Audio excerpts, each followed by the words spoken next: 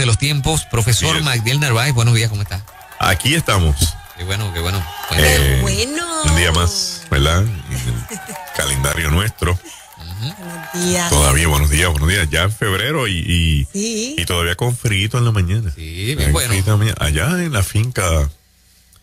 Ha bajado hasta los 63. Son buenos. Sí. Son buenos. 63, 64, sí se pone. Se pone bueno. Se pone chévere. Bueno. Yo hace ya como, sin mentirles, como 7 meses no utilizo aire. Ajá. Sí, porque... frito, no hace falta aire. Ajá, ¿verdad que no? No. Mira, ahora que tú dices, Magdiel, comienzo de febrero, ¿qué significa? ¿Hay algún significado? No, que enero se fue en lo que mirábamos en la intersección para dónde venían los carros. ¿Es eso qué significa? Es verdad. Okay. Que ya estamos en el segundo mes del 2021. Pero en los calendarios, ¿tiene algún...? Porque yo veo que la gente está posteando bienvenido febrero y qué bueno, como que le han dado mucho énfasis a febrero. No sé si es por... Sí, es que connotaciones del mes del amor y todo ese tipo de mentalidad festiva. Está en el ambiente, pero no tiene ningún, no. Febrero es un mes tan triste en el tiempo romano, que es el mes que le sacrificaron 2 días. Julio César le sacó 1 para ponérselo a Julio, porque él cumplía año en julio. Especialmente el 4 de julio, cumplía años Julio César. Ajá, pero a ver, le quitó a pero febrero. de ahí es que viene esto. Sí, el calendario romano tenía 12 meses de 30 días. Ajá. Entonces, cada cierto tiempo añadían un mes para cuadrar el descuadre de los días que faltaban, que eran 6 días por año, porque son 360. Es 5 días, 3 años y un día adicional en el bisiesto. Pues entonces, cada cierto tiempo añadían un mes. Y Julio César cumplía año el 4 de julio.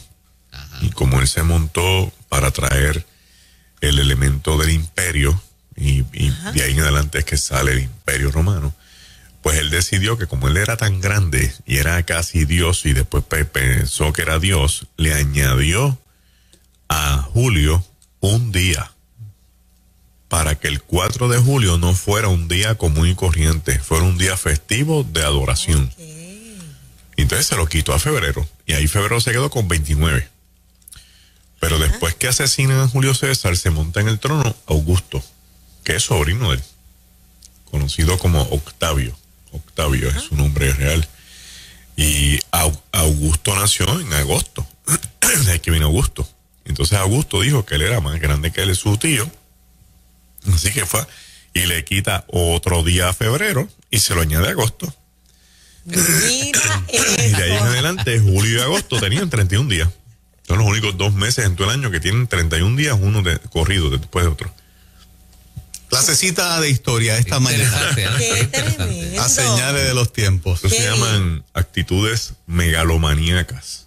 Megalomaníaca es el elemento egolátrico en una expresión mega, superior, más allá de... Y eso le pasa muchísimo a políticos que están después de cierto tiempo con poder. Por eso Cristo le dijo a sus discípulos, los políticos se ponen en el poder y se enseñorean, porque se sienten dueños.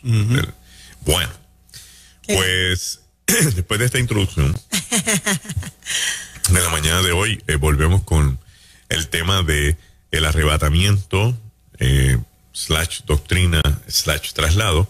Y hoy empezamos con el regreso, no vamos a decir de Jesús, ni vamos a hablarlo como se habla en hebreo, el Mesías, el regreso del Mesías. Y vamos a dar hoy una base introductoria para poder entender el elemento de la cosmovisión cristiana después de Cristo desde una perspectiva escatológica. ¿De dónde surge? ¿Cuál es la base de que hay un regreso de un Mesías?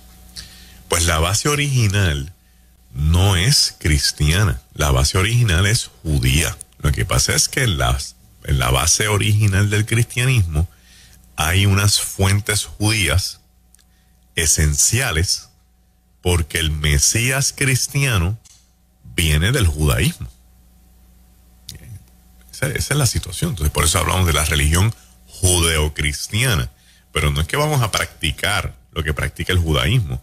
Es que hay unas bases en términos teológicos, no religiosos, teológicos de interpretación que tienen que darle origen al elemento cristiano y que eventualmente se monta y se convierte en el cristianismo. Esto empieza a surgir porque Dios le dijo a David que su casa iba a prevalecer para siempre. Y cuando habló de su casa, estaba hablando del reino, como se conoce en el mundo judío, el reino davídico, la casa de David. Por eso es que Cristo viene del linaje de David, ¿verdad? Sanguíneamente hablando, pero también en términos teológicos y escatológicos, porque Cristo Jesús es quien va a cumplir esa promesa que Dios le pone a David. ¿Por qué tiene que cumplir? Bueno, porque mientras David fue rey y después le sucede Salomón, los judíos no tenían ningún problema. Los israelitas estaban felices porque tenían un señor imperio. Es más, mira, Saúl, con todo y lo malo que fue, adelantó el reino de Israel.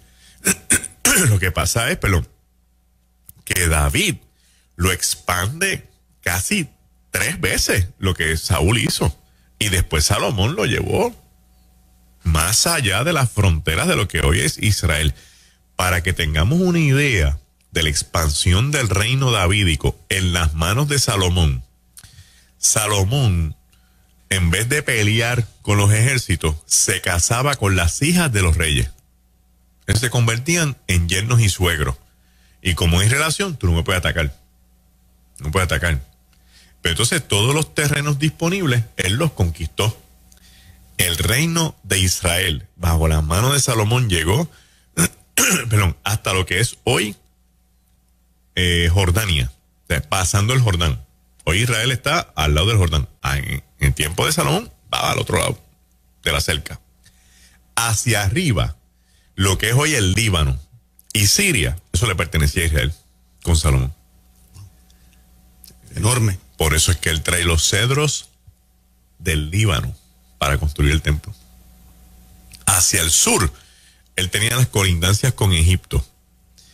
Entonces tenía negociaciones con los caldeos, los asirios, con los etíopes, porque la reina de Etiopía, la reina de Saba, venía a verlo, era su amiga íntima, que no se sabe los secretos que tuvieron y que se cree que el libro de Cantar de los Cantares tiene que ver con esa relación de amor. O sea, Cantar de los Cantares es un poema de amor, que nada tiene que ver con Cristo y la iglesia, que está ahí porque tiene una riqueza cultural y teológica dentro del mundo judío, y aparece en la Biblia, ¿no?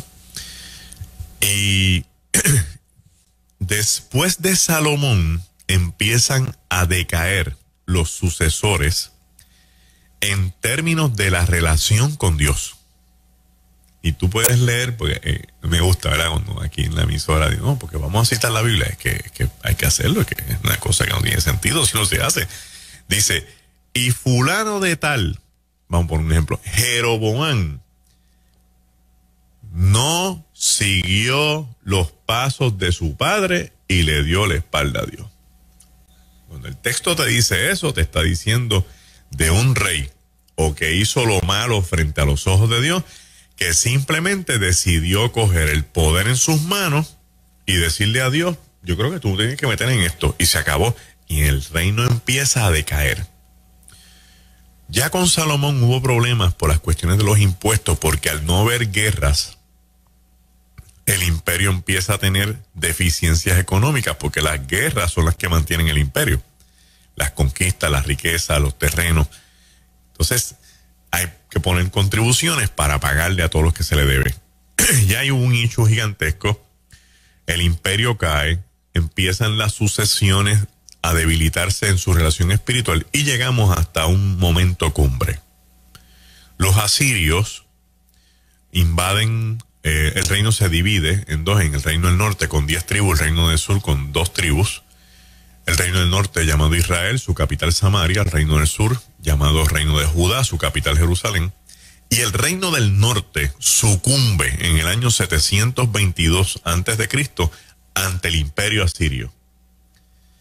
Después viene una invasión babilónica con Nabucodonosor que reconquista el reino del norte, pero cuando le va a hacer frente al reino del sur, Nabucodonosor recibe la noticia de que su papá se está muriendo. Entonces él tiene que virar hasta a Babilonia para consolidar el reino, y el reino del sur entiende que están fuertes para hacerle frente a Babilonia. Ahí entra el libro de Jeremías, y se sienten fuertes porque ellos están contando con los egipcios. Lo que ellos no saben es que Babilonia ya le ha dado una escalpiza a Egipto y no van a venir a ayudarlo. En el año 586, ya teniendo unos cuantos años asediados, rodeados, porque ellos estaban rodeados en lo que Nabucodonosor daba la orden, invaden a Jerusalén, destruyen la ciudad, destruyen el templo, y ahí, esa fecha, 586 antes de Cristo, esa es la fecha donde el pueblo judío empieza a abrazar las profecías que ya venían corriendo desde Isaías, de que habría de venir un Mesías a restaurar la nación. Donde único eso hace sentido no es 5,000 años para adelante, es en el cautiverio. Porque si yo soy judío, acabo de ver cómo me destruyen la ciudad, cómo destruyen el templo. El Dios al que yo le sirvo vivía en un lugar santísimo dentro de ese templo.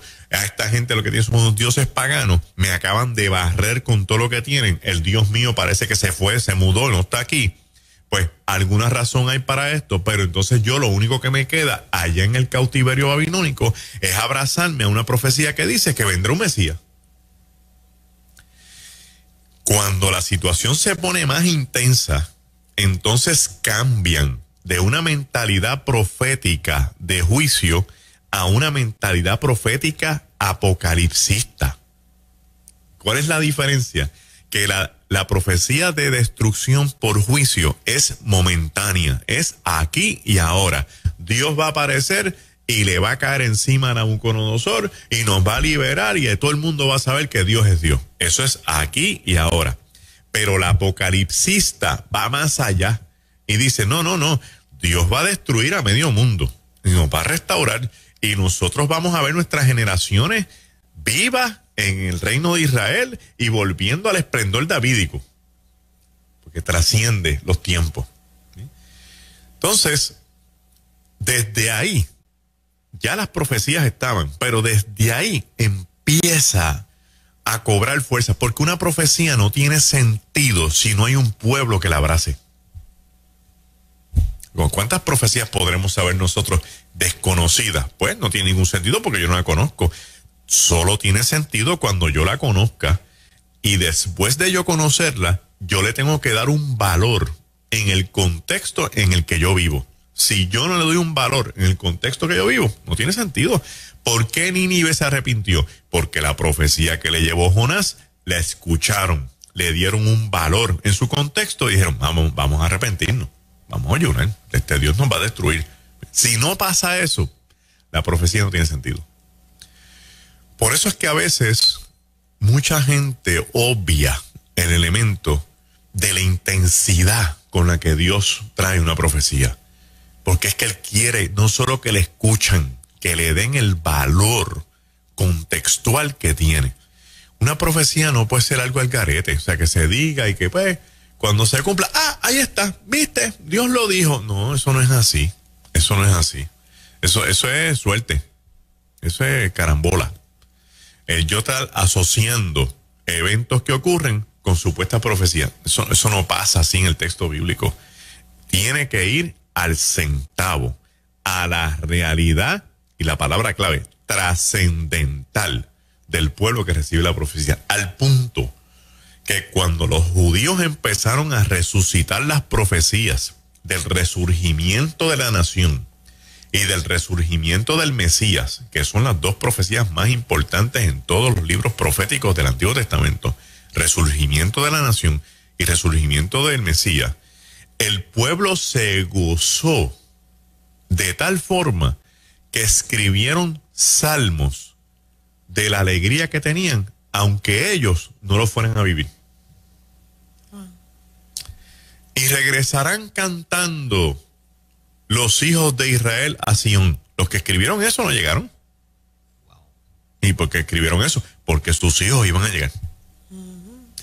¿Y por qué entonces tiene tanto valor? Porque me está diciendo que yo creo en la profecía, aunque no la viva, pero mis hijos la van a vivir. Eso tiene un valor descomunal, o sea, de profundidad. Y a veces le pasamos por encima a los salmos y a los textos bíblicos como cualquier cosa. Hay que ver la riqueza que tiene ese salmo dentro del contexto del cautiverio. De saber que Sión iba a resplandecer, que los hijos de los hijos iban a habitar la tierra de nuevo, que Israel iba a resurgir. Por eso es que nosotros aquí, en la emisora, en la segmento de Señal de los Tiempos, le hemos dado tanto valor a las cosas que pasan en Israel, porque realmente Israel es el reloj bíblico profético de los tiempos del fin. Entonces, ya de ahí en adelante va corriendo una mentalidad de que viene un Mesías. Se cumple una parte gruesa de las profecías del Antiguo Testamento, que es el regreso. Los hijos de Sión regresaron, ocuparon la tierra. Con el tiempo, ¿verdad? Porque después de Babilonia vino Persia, después de Persia vino Grecia, Roma, bizantinos, musulmanes, las cruzadas, los mameluscos, los otomanos, los ingleses. Después de toda esa ensarta de imperios pasando por allí, en 14 de mayo de 1948, Israel declara su independencia y se establece por primera vez después de muchos años el estado más joven que tiene el mundo, el estado judío de Israel. ¿Y por qué estado judío? Porque la prioridad es que el judío sepa que tiene una patria, que tiene una casa. Yo puedo nacer allí y no ser judío, pero si el judío donde nazca sabe que quiere volver a su casa, esa es su casa. Esa es la primera ley que tiene el mundo judío, by the way. ¿De dónde un sector de la iglesia, porque he escuchado a gente ducha en la palabra, desvincula el resurgimiento de Israel en el 1948 como el Israel profético de la Biblia a un Israel donde ahora lo vemos en el mapa, pero no significa que se cumplió ninguna profecía bíblica, no tiene ninguna forma en que lo atemos a la Biblia, y cuando yo escucho de gente ducha en la Biblia hacer ese tipo de planteamiento, no dejo de impresionarme. Claro. ¿De dónde esta parte teológica de un sector de la iglesia, verdad? Porque creo que hasta en seminarios se enseña eso. Sí. Desconectan a Israel bíblico del Israel ahora un estado como cualquier otro. La mejor contestación la tienen los judíos ortodoxos que viven en Israel, donde ellos dicen, este es un Israel político, pero no es un Israel mesiánico. ¿De dónde surgen esas diferencias? ¿Qué significa un Israel político y qué significa un Israel mesiánico? Porque el Estado de Israel, ellos plantean que es el surgimiento de una idea de unos grupitos de movimientos políticos que crearon el Estado. O sea, Dios no metió sus manos aquí para nada. No, ese es el planteamiento. Ese es el planteamiento. Porque si Dios hubiera metido su mano, estuviera el Mesías.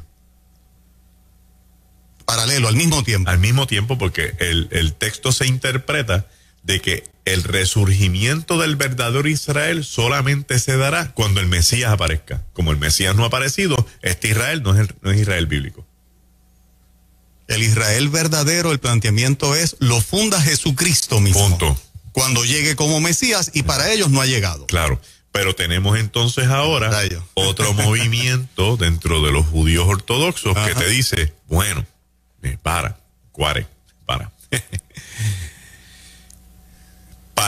Ellos dicen, para que entonces surja ese estado que ustedes hablan, tiene que venir este.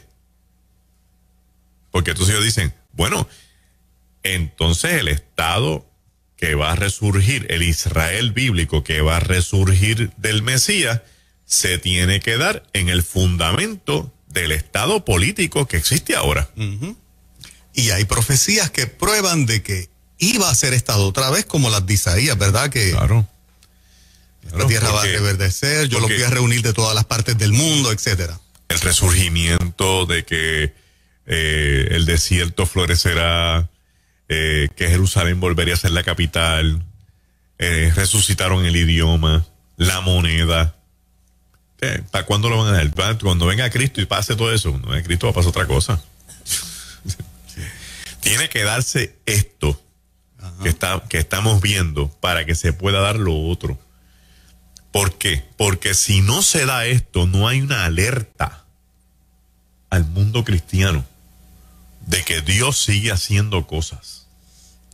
La única explicación, la realidad última, para que un estado como el Estado judío de Israel esté allí en el 2021, después de 70 y pico, de 70 años, no sé cuántos, 73 años, de haberse fundado, rodeado por 22 países árabes de ascendencia musulmana, sin gozar del favor de qué sé yo cuántos países de Europa ni de África, con 8.7 millones de individuos, que es nada. No es otra cosa que Dios esté con ellos. Eso que no hay manera alguna de explicar eso.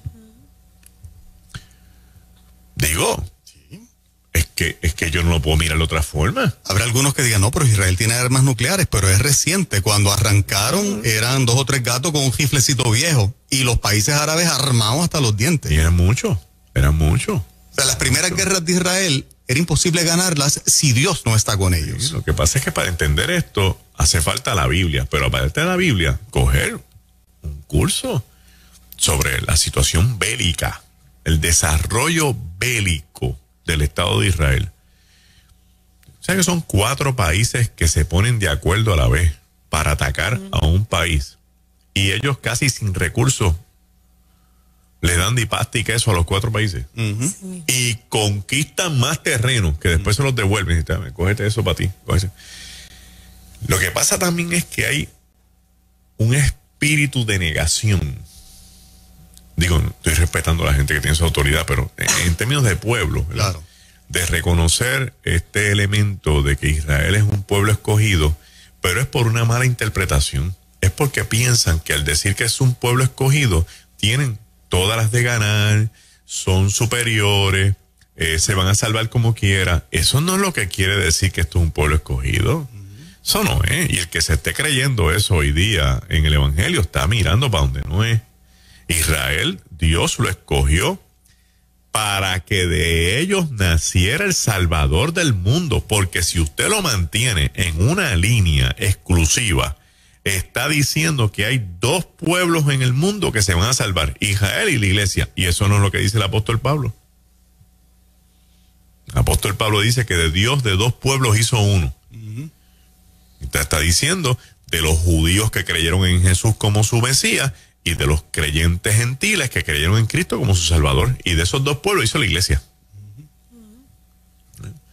Claro, aquí hay 1000 vertientes peleando entre todas ellas y obviamente hay que respetar todo lo que cree todo el mundo y los planteamientos que se hacen porque hay espacio para diferir, pero esa es nuestra postura en este aspecto. Yo creo fielmente que si no está este Israel que está ahora, no se va a dar el otro. No se va a dar el otro. De hecho, no tiene sentido Apocalipsis 19 porque el regreso de Cristo donde único se da visible es en Apocalipsis 19. Y dice Apocalipsis 19 que Él vendrá a pelear con las naciones de la tierra que están peleando con Israel. Entonces, si Israel no existe, ¿con quién que están peleando? ¿Para dónde que va Cristo? Y dice que allí es que Él va a establecer su reino de paz y de justicia. hay que mirarlo con calma. Pero aquí vamos a estar los jueves dando cantazos con esto bastante patripanante. Y aparte de que vencieron las tierras que le entregaron, puro desierto, y muchas otras cosas más, ahora mismo están considerados como, sale de las mejores ciencias, ¿no? Científicos y cosas que ellos jamás imaginaron, quizás. Bueno, de 100 y pico de premios Nobel que tiene el mundo. Exacto. Creo que el 75% son judíos. Wow. Y no creo que hayan 3 de ellos que sean de paz. O sea, pues un premio de paz, pues un premio de paz, pero no hay una aportación significativa, continua, como decir un premio de medicina, un premio de química, de física cuántica, de matemática, de qué sé yo, espacial, de cálculo, de las teorías de relatividad, yo no sé cuántas cosas. Einstein Impresionante. es judío, o sea. Sin embargo, el avance del evangelio en Israel es ¿cuál? Bueno, el evangelio actual, el Israel actual tiene un avance con movimientos cristianos mesiánicos, de judíos mesiánicos, allí, in place, en Israel. Que se predica, se proclama. No es mucho, porque las estadísticas lo que plantean es que la población de Israel casi tiene un 50% de personas que no creen en Dios. O sea, que no creen en Dios. No creen en Dios. Sí, pues son virales los videos de YouTube donde cristianos les preguntan a judíos por las calles de Israel, Sí. ¿quién es Jesús? Y la mayor parte de ellos no tiene idea. No, y si le preguntan quién es Moisés, hay un montón de ellos que no saben quién es. Wow. Porque el judaísmo ya no es como antes. No hay una participación tan activa en la sinagoga. Ellos preservan su mundo, ¿no? Y su ley, pero no es como el cristianismo, que tiene un estudio bíblico bastante fuerte, excepto los ortodoxos, que están los sábados metidos allí en la discusión de la Torá y de los textos y del Tanaj y del Mishnah y todo este tipo de documentos. Pero actualmente los descendientes del Holocausto con los descendientes que eran extranjeros en otras tierras, que son judíos, que llegan a Israel, ven a Israel como el paraíso para sus hijos y para sus nietos. Y la clase política de Israel, en ese sentido, que el Estado. Aquí el Estado es primero. Okay. El Estado es primero, el Estado es lo más importante porque se les inculcó y el fantasma del Holocausto sigue corriendo. De hecho, hay un libro que se llama así mismo, El fantasma del Holocausto. Sigue corriendo en la mente de muchos de ellos. El Holocausto fue el siglo pasado. Claro. Estamos 70 y pico de años. Para nosotros parece que puede ser lejos, para ellos son los días. Desapareció linajes completos. Entonces, cuando ellos lleguen allí, ¿qué tienen en la mente? ¿Cuál fue el discurso de Golda Meir ante la guerra de los 6 días? Si los egipcios pierden, nadie los va a sacar de Egipto. Si los jordanos pierden esta guerra, nadie los va a sacar de Jordania. Si nosotros perdemos esta guerra, nos van a sacar de aquí. Entonces, eso hace que la tierra y por ende el Estado se convierta en lo más importante. Porque esta es mi tierra.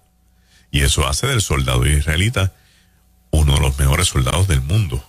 Porque no está peleando por dinero. No es un soldado profesional.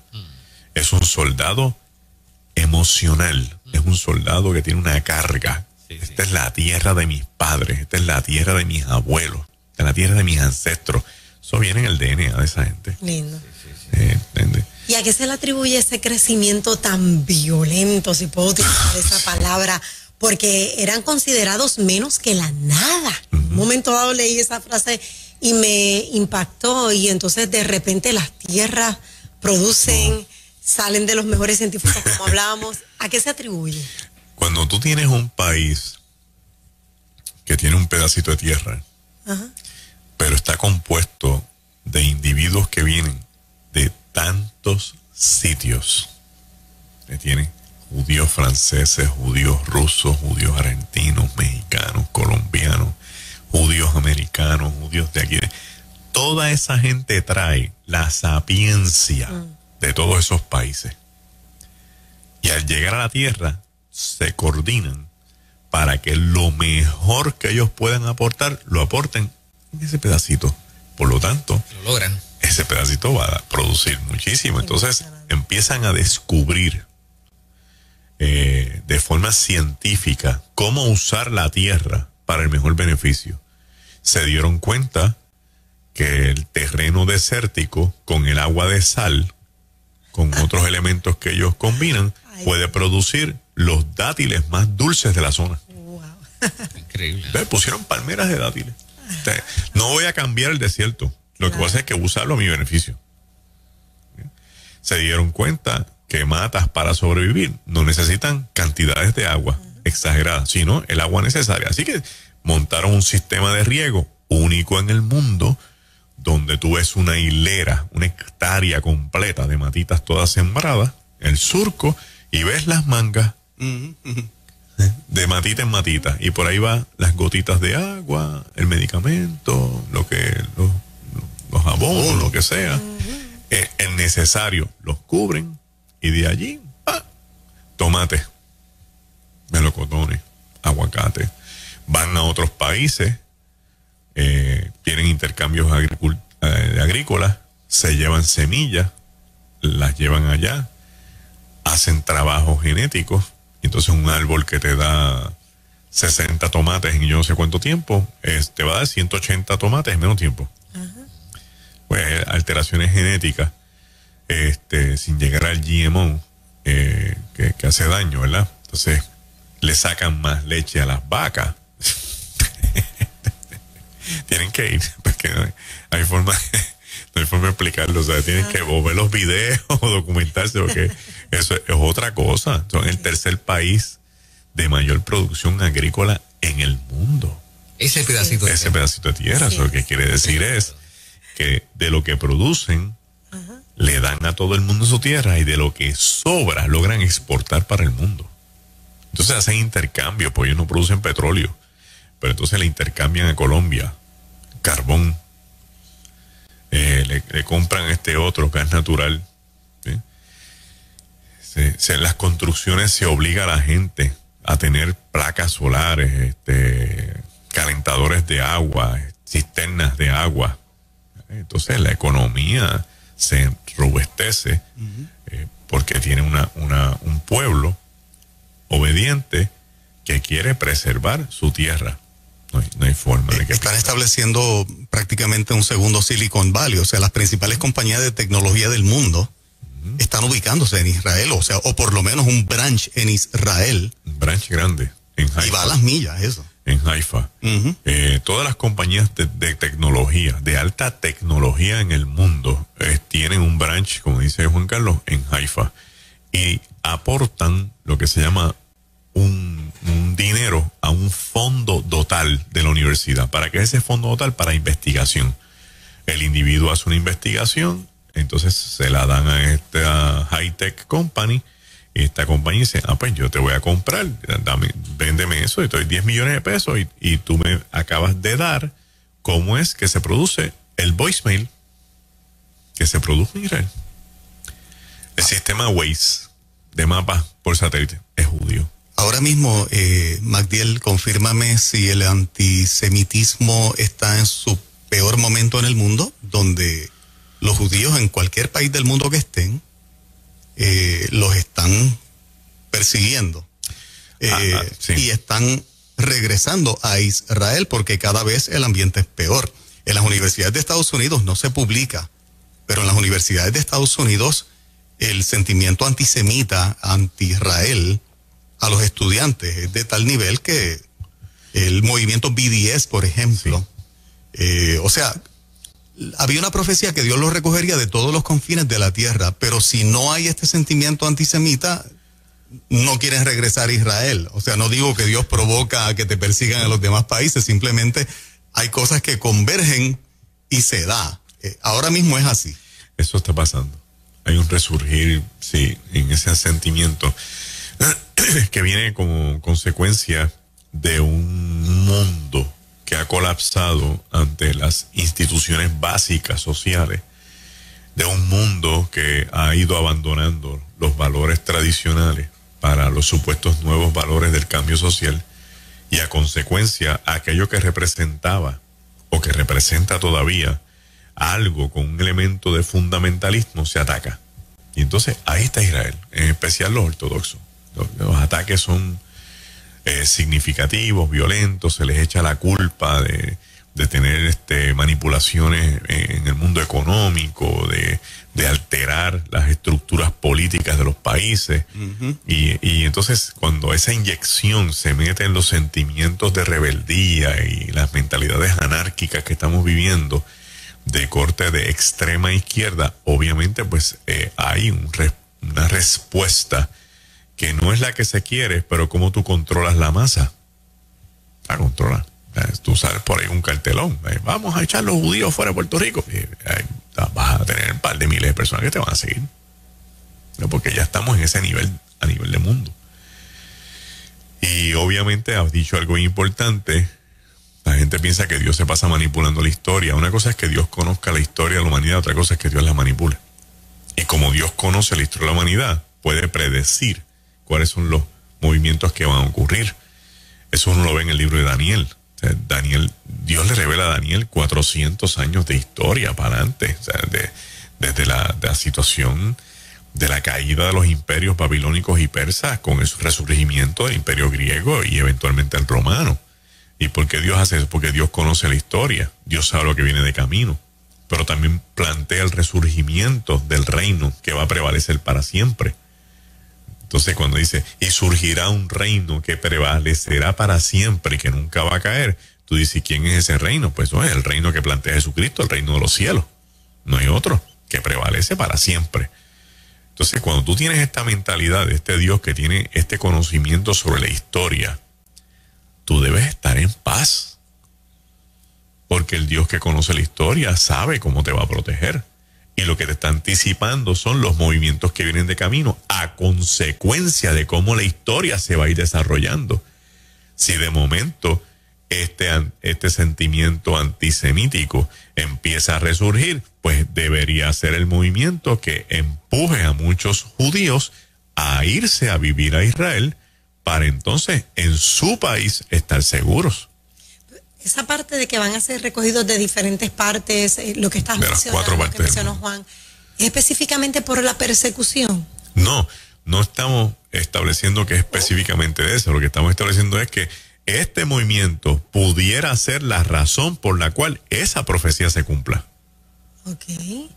Porque puede haber otros movimientos. Exacto. De momento puede haber un llamado del movimiento sionista a que todos los judíos regresen a Israel para fortalecer la tierra ante cualquier amenaza. Y entonces muchos de ellos se vieran compelidos a regresar y se cumpla la profecía. Aquí la situación es que depende qué razón o qué forma se esté dando, en la realidad última se va a cumplir lo que Dios dijo, que ellos van a volver todos a su tierra de todos los lados del mundo.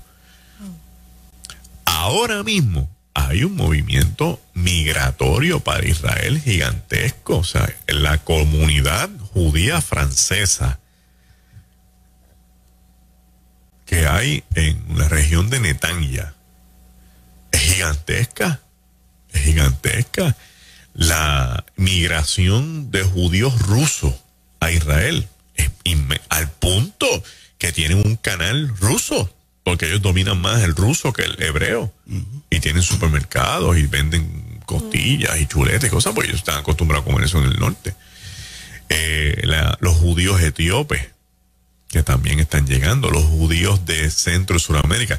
Si tú vas a Nueva York y estás en el aeropuerto de John F. Kennedy y estás en la zona de viajes internacionales y estás por el área donde tiene el AL, que es la línea aérea judía, sus aviones, te vas a dar cuenta de la cantidad de muchachitos de 10, 11, 12, 13, 14, 15 años de diferentes partes del mundo que van en ese vuelo directo para Israel. ¿Y si para qué van para allá? A aprender hebreo, a conocer a Israel, a conocer sus parientes, a establecer raíces, porque esa es su patria. Y que nacieron en otro lugar, sí, y entonces van a conocer. Eso es así. El odio, a mí me llama la atención, BDS ha crecido mucho, ¿verdad? BDS son las siglas de Boycott, Divest, Sanctions, ¿verdad?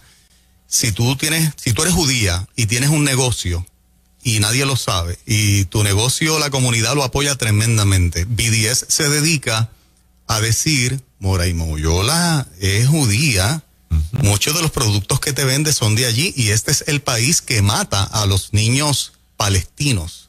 Y te montan un boicot para que la gente te deje de apoyar, y literalmente en muchos lugares lo consiguen en corto tiempo. O sea, te hacen una campaña completa de que eres malvada y de que ya no se te puede seguir apoyando. Eso es BDS y ocurre en todos los países del mundo.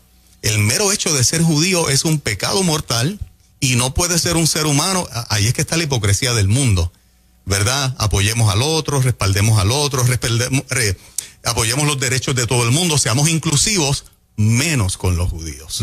¿Me equivoco, Magdiel? No, eso es correcto. Y se va a dar en muchas dinámicas adicionales. Porque aquí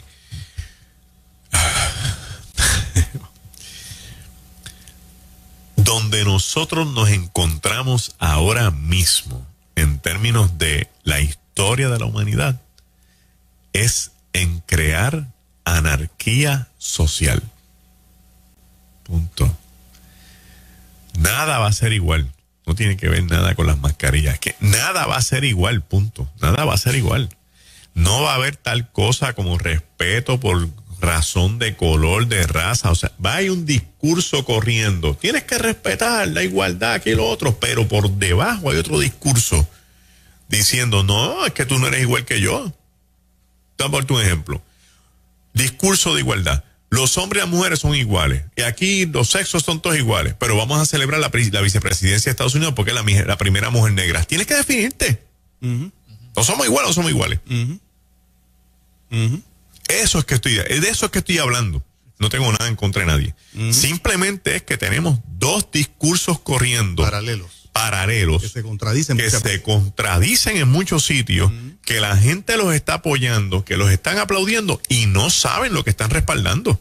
Y está cuadrado para eso, ¿no? Está cuadrado para eso, porque mientras más anarquía hay, el antiguo adagio romano, divide y ganarás. Mientras más yo divida la sociedad, más fácil se me hace imponer lo que yo quiera, porque no va a haber quien me responda para atrás. Porque tengo la gente peleando entre ellos. ¿Sí? Tenemos los cristianos peleando, tenemos los musulmanes peleando, tenemos los judíos peleando, tenemos los negros peleando, los blancos peleando, las hombres, las mujeres peleando. Todo este movimiento LGBTQ está peleando entre ellos. Está todo el mundo peleando. Y la gente no se da cuenta. Tenemos la clase médica peleando por la cuestión de la vacuna. Tenemos tanta y tanta crisis y la gente está como que sin nada. Ah, no, porque es que vamos camino a la igualdad. Ese es un discurso falso. Eso es un falso discurso social de esta época para creer que estamos bien cuando la base abajo está podrida completamente. Y yo a veces me siento en casa y Zaira misma me dice, ¿qué mundo estamos viendo nosotros? Nosotros estamos viendo el mundo como ellos. Yo no sé, yo creo que lo estamos viendo bien, pero uno habla de esto y parece progreso, pero es retroceso. Estamos en retroceso, no hay forma. Y lo vamos a ver crudamente en los próximos meses. La crisis social real la vamos a ver crudamente más adelante, porque cuando cualquiera de estos grupos empieza a encumbrarse y a tomar más poder, no hay forma de echarlo para atrás. Y sin mencionarte, como dice Alex Hochar, los tecnócratas por su lado, que también han estado apoyando esto, porque ellos unen gente a través de la tecnología y a través de las redes sociales. Es un mundo bien complicado, pero nosotros esperamos que el Mesías regrese. Así que el jueves que viene seguimos con el tema del regreso del Mesías. Excelente. Segundo tema. MagdielNarváez.net y el Galileo.org. Quiero invitar a los hermanos que puedan visitar nuestra página del Galileo.org, porque logramos poner un link donde las personas pueden entrar a un portal en Israel y ver fotografía, historia, todo lo demás. Incluso en ese portal hay un link que conecta a la gente con Nueva Vida. Wow. ¡Qué bueno! ¡Éjele! Qué bien, qué Eso bien, así, qué bien. adelantando. Gracias, Qué Mayel, rico. por A este ustedes. rato tan especial. Un abrazo a todos. ¿Qué tal si Bendiciones. escuchamos este clásico? Pero en una versión más moderna. El rey ya viene.